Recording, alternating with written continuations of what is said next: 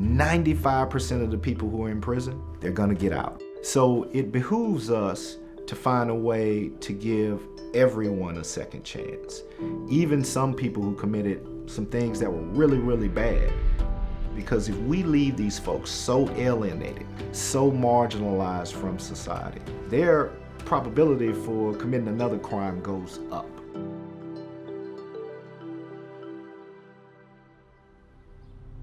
Daryl is the embodiment of someone who knows the change that needs to happen and is willing to do what's necessary to make that change occur. He's very serious about these issues. He's been impacted by these issues. I was 23 when, I got jammed up and then arrested. Subsequently convicted about 24. It was a very dark and desperate place. I was incarcerated for 40 months. While I was in prison, I met a group of jailhouse lawyers who inspired me to go pursue the law once I got out.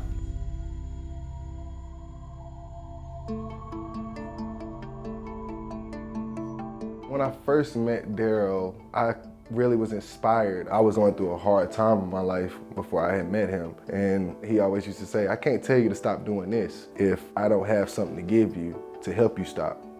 My purpose in getting legal training and organizing training was to help people similarly situated like me. I wrote so many organizations while I was incarcerated and nobody wrote back. So I wanted to create an organization where the express purpose would be to make sure that people who've been in contact with the criminal legal system would have advocacy, would have a way to address their issues. That's one of the main reasons Forward Justice was started.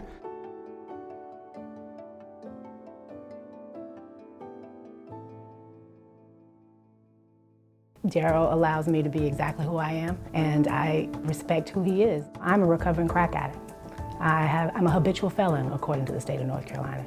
And so I'm able to use just my existence as a resistance. What we are saying is that we have been redeemed, we have been restored, and we are coming to redeem and restore our people. All of our campaigns are going to be rooted in the experiences of people and how the criminal legal system is impacting them. So our Unlock the Vote campaign was trying to restore voting rights. Our End Criminal Justice Debt campaign, where we're trying to eliminate fees, fines, and costs that really prevent people from upward mobility. We have a Clean Slate campaign where in North Carolina, if you have a criminal record, we have certain laws that allow you to seal that record so employers, housing providers, educational institutions can't see it after a certain amount of time, which prevents them from discriminating against you because you have a criminal record.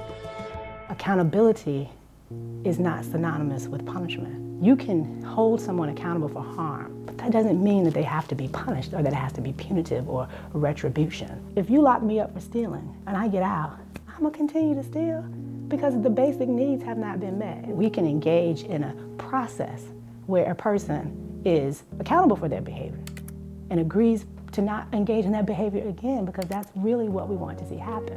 One of our sister organizations that we work in coalition with, Spirit House, has this simple exercise that we use when we go in the community. They have you close your eyes and think about some of the times you felt the most safe in your life. Who was around? What were the circumstances? What was happening? You know what they talk about? They talk about at the community block party. They talk about being at grandma's house at a holiday and what a safe and fun environment it was. You know what they don't talk about? They don't talk about police, helicopters, tactical gear, and no-knock warrants. Like, I really felt safe when the task force showed up on my block. They don't say that. So at the epicenter of safety is community, is family, is that social cohesion that can provide environments for people to be safe. And so that's what we need to try to set up a policy environment to achieve. Not more police, not more prisons. When we get bills passed, we are literally freezing our power and time. We're able to break the generational curses. We are able to break the chains literally and to get our people free. We should want to see ourselves in each other. I mean, that sounds a little corny or whatever, but I mean, you talk to a mother from the West Bank, you talk to a mother from the west side of Detroit, you talk to a mother in Western Appalachia.